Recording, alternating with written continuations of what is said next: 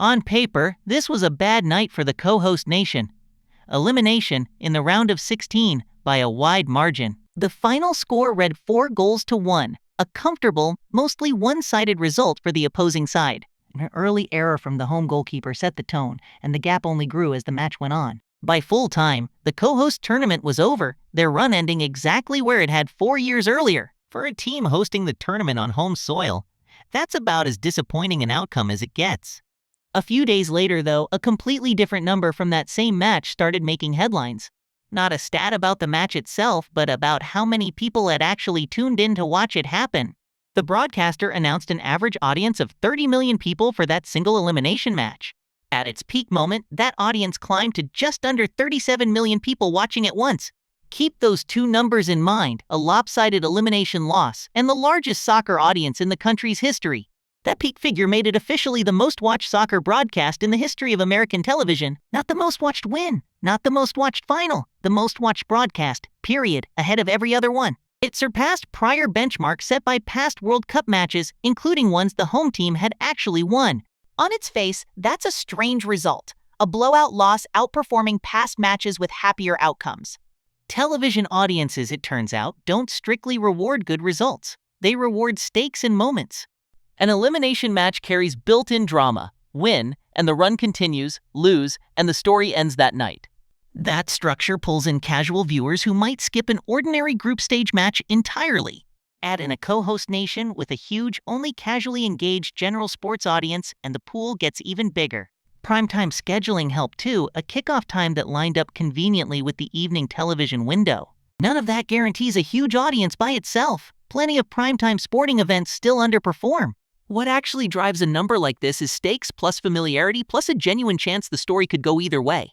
Elimination matches deliver all three at once, which is part of why they consistently outrate earlier rounds.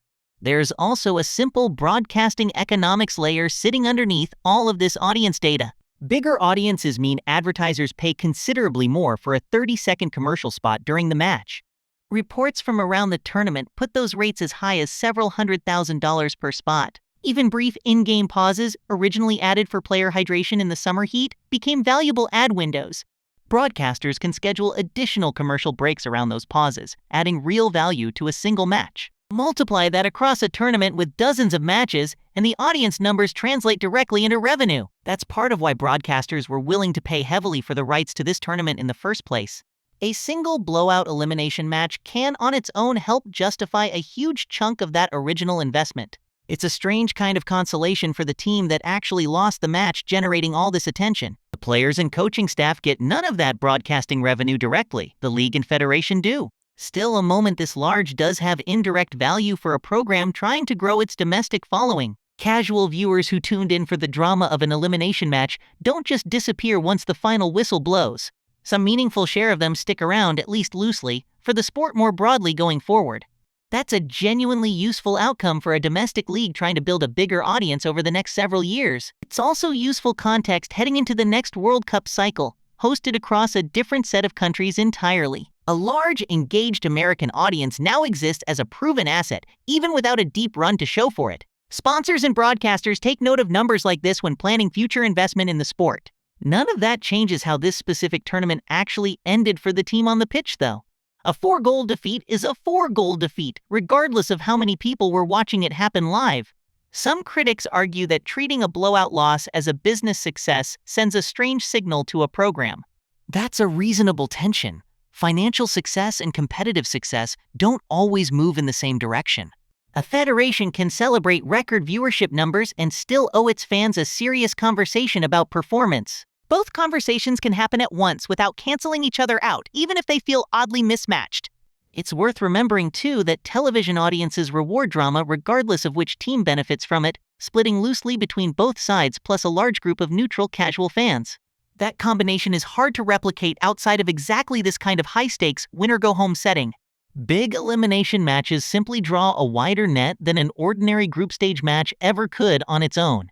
It also means this specific number is unlikely to repeat itself for an ordinary regular season match anytime soon. Record audiences like this one tend to be tied to a specific moment, not a permanent shift in everyday habits. That doesn't make the number meaningless. It just means it needs the right context to be understood properly. The right context here is simple: a home nation, an elimination stake, and a convenient evening kickoff time. Remove any one of those three factors, and a number this large becomes considerably less likely to repeat. That's useful for broadcasters trying to plan future investment around realistic expectations, not one outlier night. It's also a useful reminder for fans skeptical that a losing team could ever generate this much attention. Losing and mattering, commercially speaking, are not actually opposites in a sport built around elimination brackets. A team can be eliminated and still be the single biggest story of an entire broadcasting night at the same time. That's specific to tournament sports, where every match beyond the group stage carries built-in finality. League sports, with their long seasons and frequent rematches, rarely produce single nights with this much weight. World Cups compress an entire tournament stakes into a small handful of unmissable one-shot matches. That structure is part of what makes the tournament valuable to broadcasters, independent of any one team's form. It's also part of why the format keeps expanding, from 32 to 48 teams, with more matches overall. More matches mean more elimination nights, and more elimination nights mean more nights like this one. Whether that expansion improves the quality of the football on the pitch is a genuinely separate question. As a business strategy for growing audience and revenue, though, the underlying logic is fairly straightforward. More stakes-driven nights, sold to more countries, at higher advertising rates, adds up to more total revenue.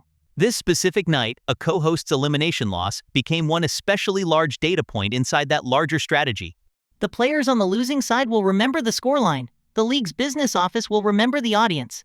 Both memories are accurate. They're just measuring two completely different versions of the exact same night. That's often how modern sports actually work once broadcasting revenue becomes as important as the final score.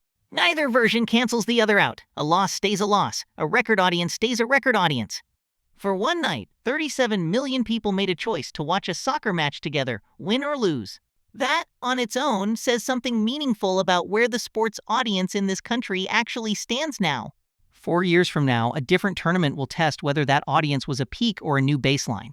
Nobody watching this particular match knew in the moment that they were part of a record-setting broadcast. They just wanted to see how the night would end for their team, win, lose, or somewhere in between. It ended in defeat. It also ended as the single largest soccer audience the country has ever recorded. Sometimes the biggest number from a night on the pitch has nothing to do with the score at all.